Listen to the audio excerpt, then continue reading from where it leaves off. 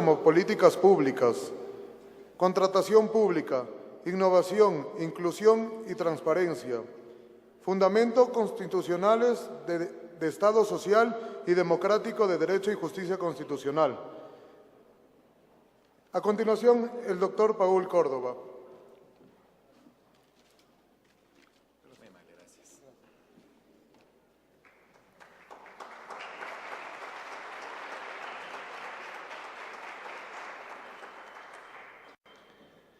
Buenas noches a todos los estudiantes,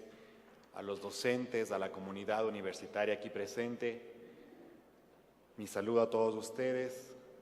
y a esta gloriosa universidad, a este recinto histórico como es el Paraninfo, que nos acogen esta noche para discutir y reflexionar sobre los problemas del derecho constitucional. Mi agradecimiento a la organización Juristas de Ecuador por todo el desarrollo de este evento, a todos ustedes quienes conforman esta organización,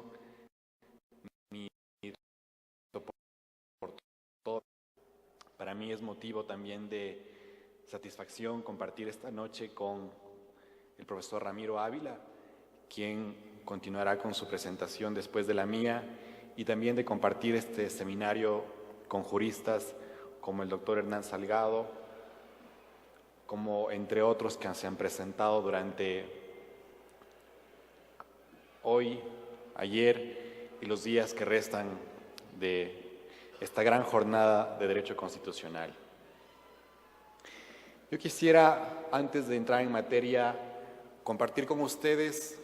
una breve semblanza de lo que es el pensamiento y la obra de alguien que falleció hace 2 semanas y media en Argentina, y es el doctor Carlos Feit. El doctor Carlos Feit fue miembro de la Corte Suprema de Justicia de Argentina y es justo rendirle un homenaje en esta noche porque es uno de los más grandes juristas argentinos, y ahora más que nunca que es importante recuperar el papel del juez, discutir lo que hacen los jueces, ahora más que nunca porque tenemos jueces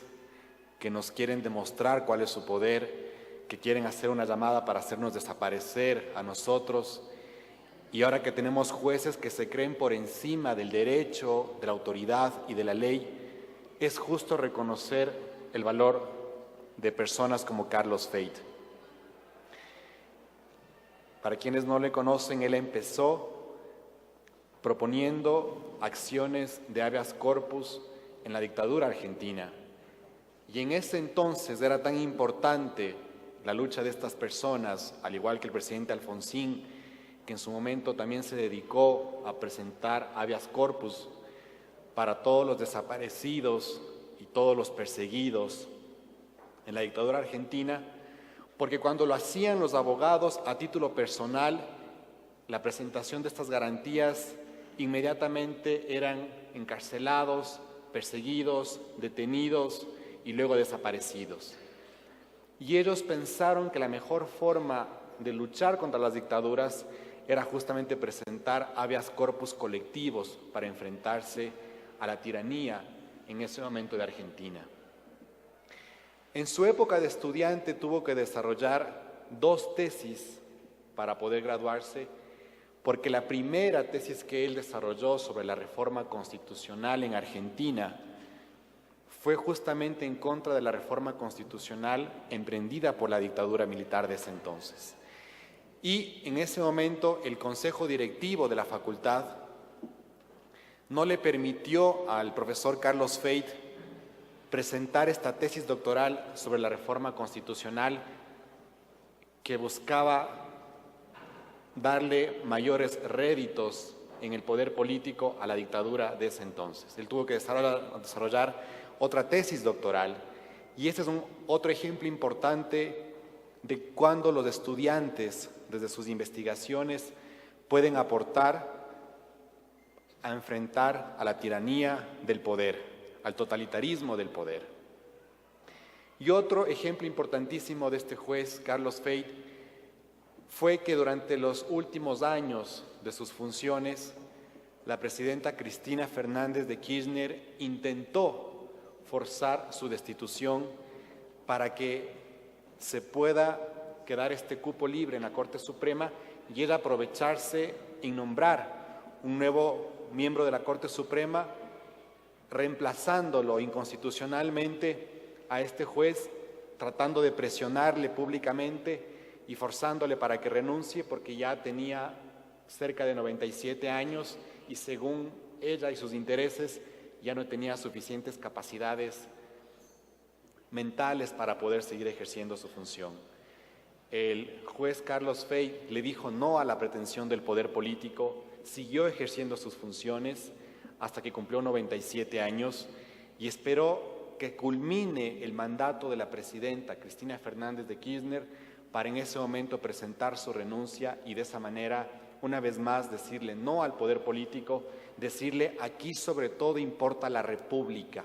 aquí sobre todo importa la división de poderes, aquí lo más importante es la separación de funciones para hacer que la justicia no se convierta en un arma del poder político. Eso es las grandes lecciones que debemos aprender quienes hacemos y discutimos el derecho. Que el derecho tiene que estar para reconocer y proteger a la República Democrática y que todas las pretensiones totalitarias del poder tienen que ser señaladas y tienen que ser en su momento oportunamente identificadas. El juez Carlos Fey ya no está en Argentina, ya no es miembro de la Corte Suprema de Argentina, pero dejó este gran legado para la República. No hay democracia sin separación auténtica de funciones. No hay democracia sin una correcta delimitación de poderes del Estado. Vamos a empezar. Yo voy a desarrollar mi intervención a partir de un trabajo mío que se denomina Constitucionalismo dialógico y última palabra, una agenda de políticas deliberativas para las Cortes Constitucionales y que fue publicado como parte del Anuario de Derecho Constitucional Latinoamericano en este año 2016 y que se encuentra a disposición de todos ustedes en el Internet y que fue publicado por la Universidad Autónoma de México. Este trabajo lo voy a desarrollar en función de este artículo académico mío. Y para empezar, yo he traído para compartir con ustedes un ejercicio que desarrolla el profesor Richard Parker de la Universidad de Harvard. A partir del 2008, él comparte con sus alumnos este ejercicio sobre el iceberg que está en la diapositiva que se encuentra proyectada en este momento. La forma como él explica a sus alumnos sobre qué es el derecho lo hace a partir de este gráfico de un iceberg para demostrarles lo siguiente, que en la punta del iceberg se encuentran todo lo que son los precedentes, las leyes y los principios generales. En la parte de abajo del agua del iceberg se ubican todas las ideas, las imágenes de la sociedad y las sensibilidades que tenemos en un cuerpo social. Y en la base, entre el agua y la parte saliente del iceberg, se encuentran aquellas grandes emociones como el miedo y como la esperanza. Y lo que nos dice este gran teórico del constitucionalismo popular norteamericano es que mientras más nosotros nos acerquemos a las partes profundas del agua del iceberg, podremos sentir más las emociones de la gente común y corriente sobre qué espera del derecho y sobre qué quisiera del derecho. Pero mientras más nos acercamos a la parte alta del iceberg, nosotros nos acercaremos más a las partes superficiales del derecho.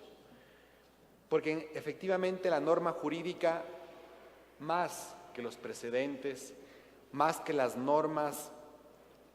el derecho está compuesto por los miedos y por las emociones, por las esperanzas y por los ideales que tiene la sociedad para encontrar la justicia. Entonces, eso es lo que justamente tiene que ser la construcción del derecho.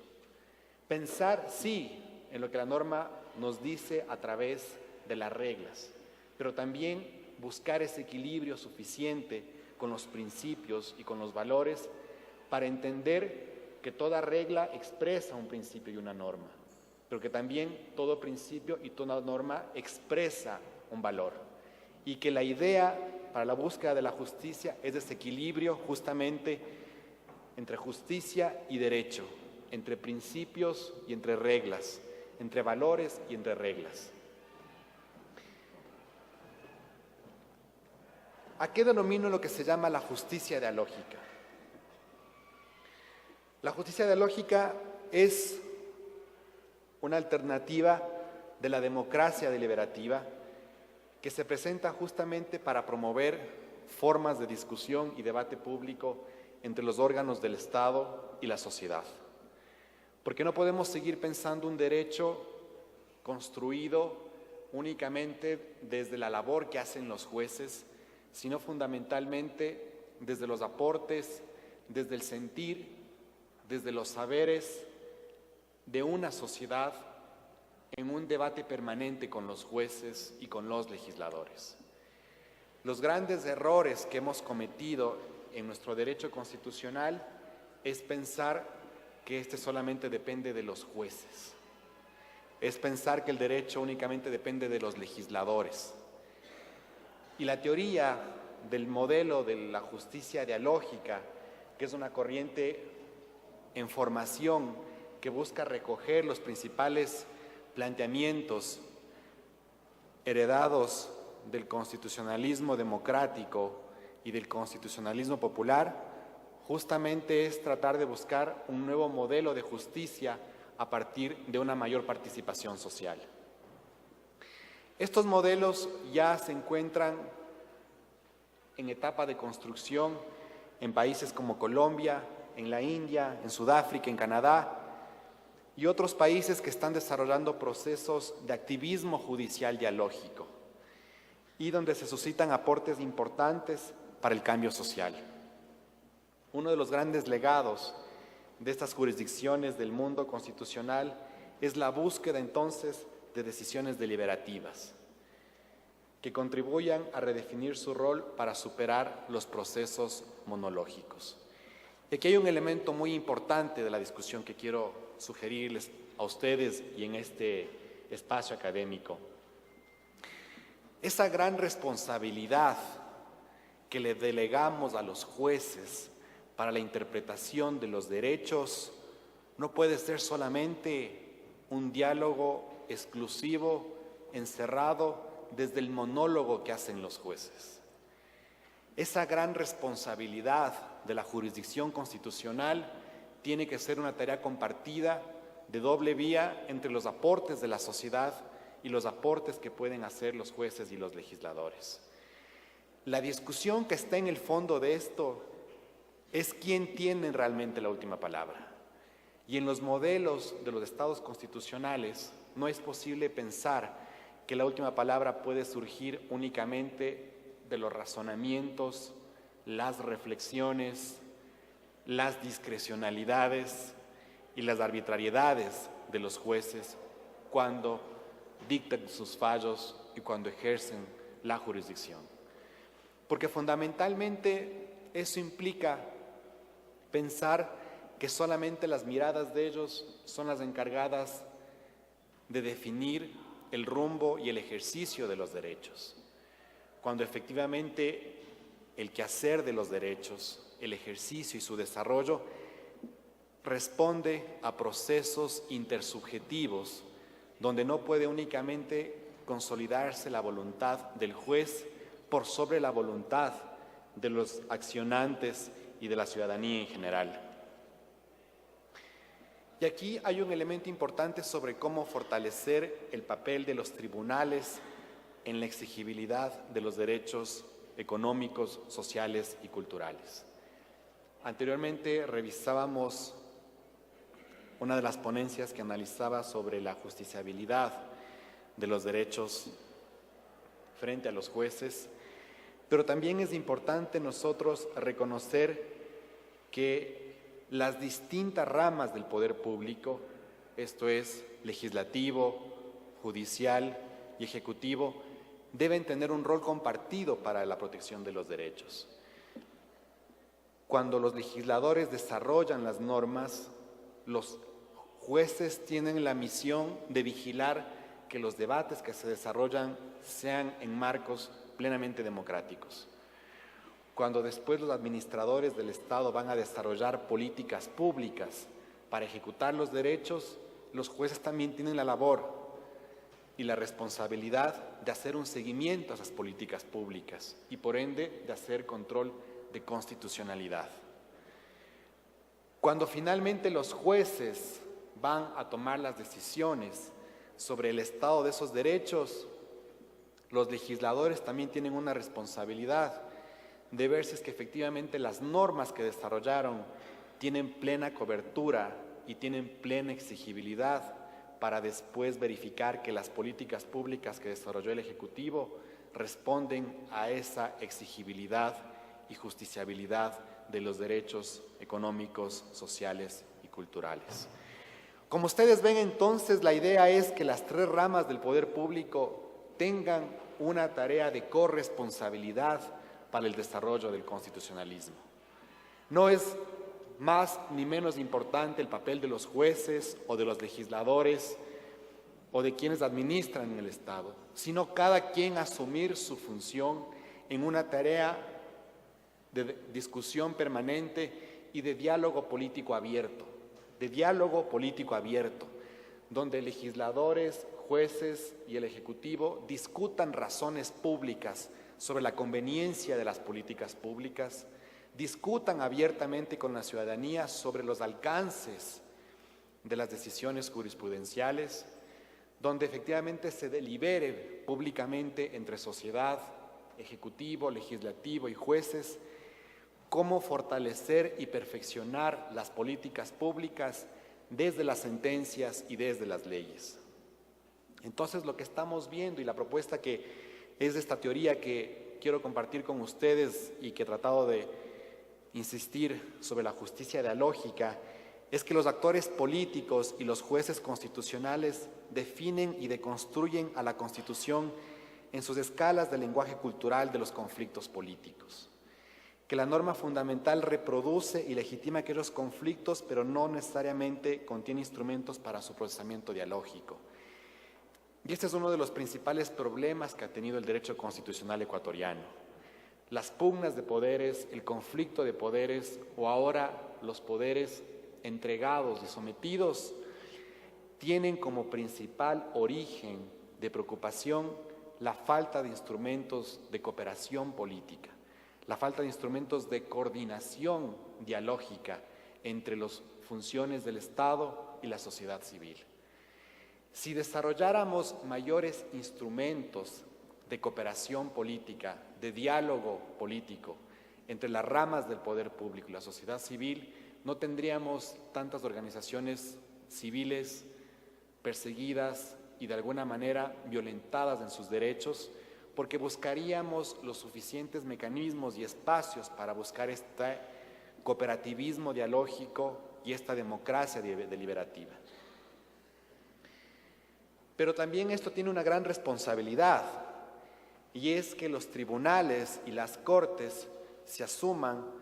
como espacios deliberativos para un diálogo constitucional. Y esto supone entonces que públicamente empecemos a discutir las sentencias de la Corte Constitucional y de todos los jueces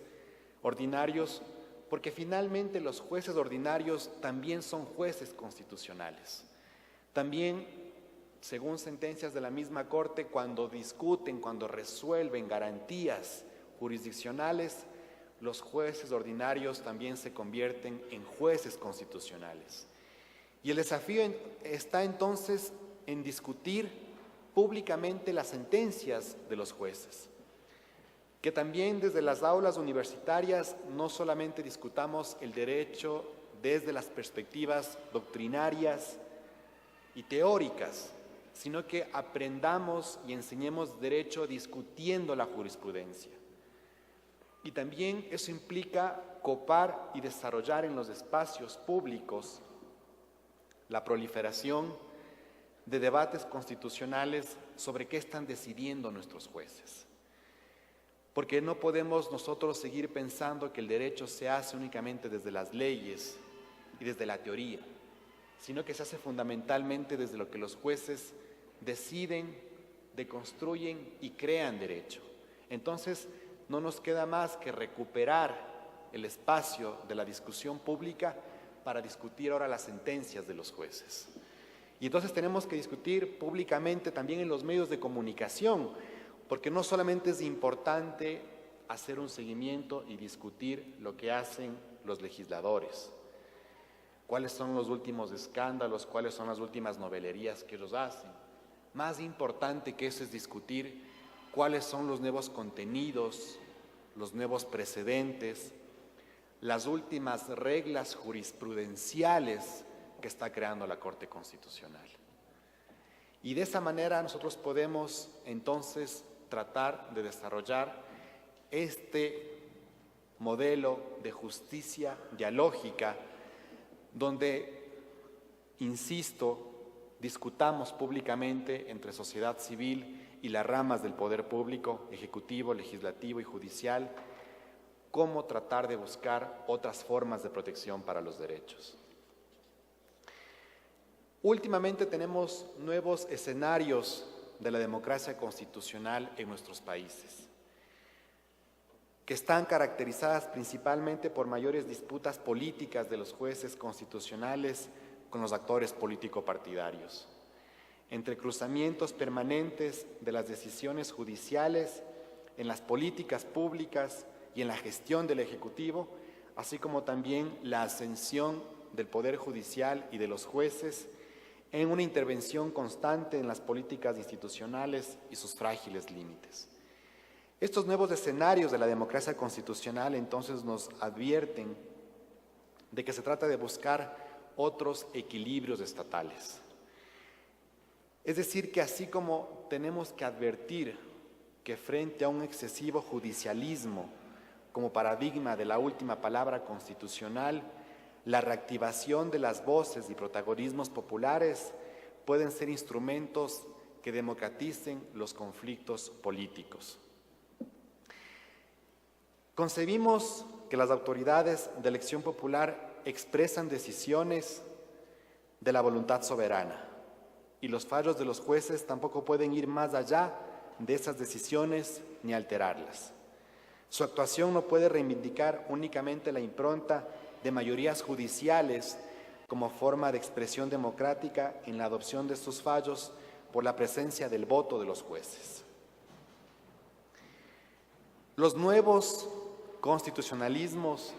necesitan intermediaciones dialógicas e instancias deliberativas, con la participación social para contener y conectar el quehacer judicial con las agencias estatales mediante las discusiones argumentativas de sus pugnas y diferencias para mirar cómo dirimir la Constitución y ayudar a pensar otros destinos para la norma. La voluntad ciudadana debe estar presente en las instancias judiciales y en los repertorios del Ejecutivo y de sus políticas públicas. Los debates de los jueces sobre los alcances de los derechos no pueden continuar decidiéndose por 9 votos, por 5 votos.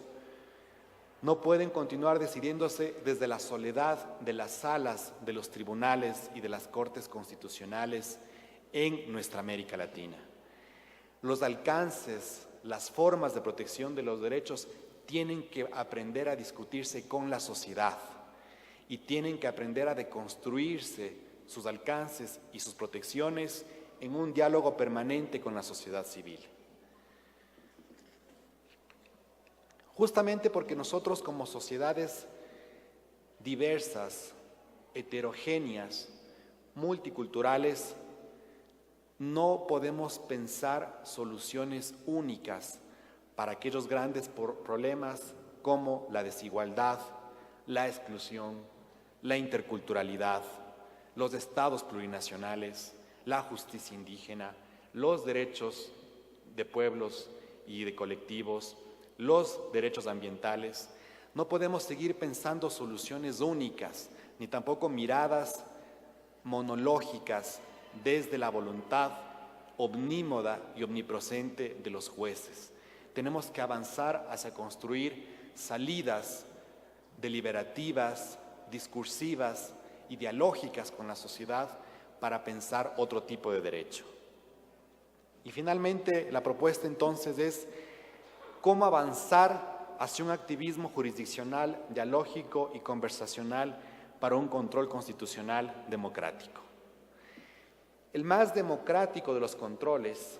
que es el control constitucional y el control de convencionalidad, no pueden seguir siendo pensados, concebidos únicamente desde la esfera cerrada y solitaria de las salas de las Cortes y tribunales constitucionales. Tienen que volver a la sociedad, por un elemento importantísimo. La sociedad, los individuos, la ciudadanía en definitiva, también somos constructores de derecho. También somos constructores de principios y de valores que tienen que ser incluidos y tomados en cuenta al momento de las decisiones judiciales. Porque cada vez tenemos decisiones que atañen más a nuestras vidas, porque cada vez los alcances de los precedentes, de las reglas jurisprudenciales, de las nuevas sentencias de los jueces abordan el núcleo y los contenidos esenciales de los derechos humanos. Y esas respuestas no pueden ser pensadas desde la soledad y desde el encierro monológico que hacen los jueces entre ellos. Entonces, el gran desafío es articular las dimensiones epistemológicas de dos tipos de constitucionalismos, el popular y el progresista,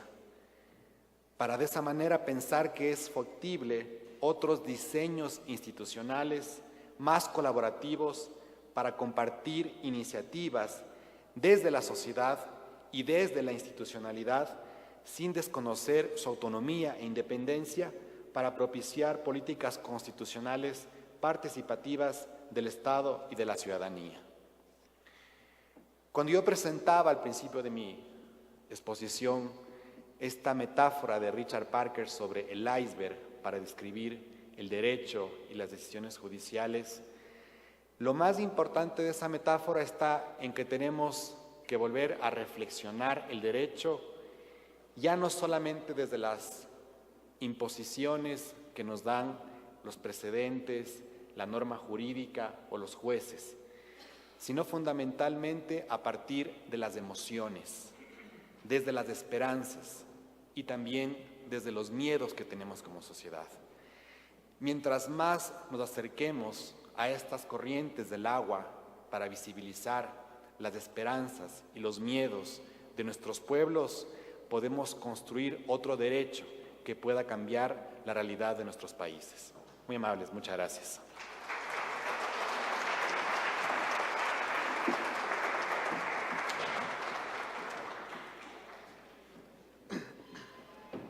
Agradecemos la ponencia del doctor Paul Córdoba.